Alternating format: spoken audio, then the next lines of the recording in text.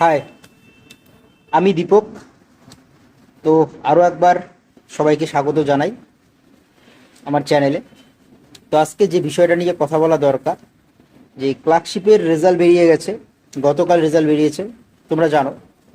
কিন্তু অনেকের এক্সাম যে রোল নাম্বার, অর্থাৎ ক্লার্কশিপ এক্সামের যে পার্ট ওয়ানের যে রোল নাম্বার, সেটা হারিয়ে ফেলেছো।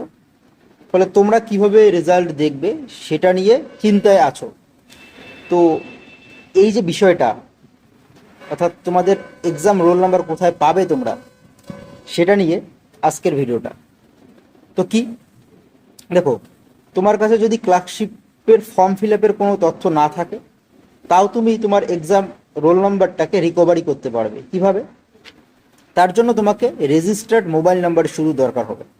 অর্থাৎ যে মোবাইল নাম্বার দিয়ে তুমি ফর্ম ফিল আপ করেছো, সেই মোবাইল নাম্বার থাকলেই হবে।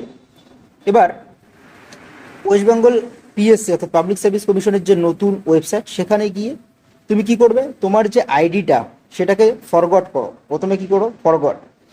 তো ফরগট করে, কি দিয়ে ফরগট করবে, তোমার যে mobile number, registered phone number, সেটা দিয়ে ফরগট করো।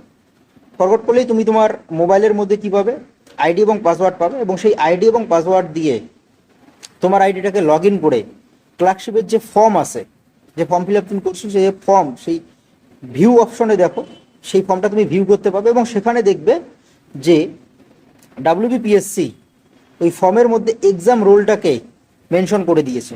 এবং সেখান থেকে তোমরা তোমাদের এক্সাম যে রোল নাম্বার সেটা পাবে। ধন্যবাদ।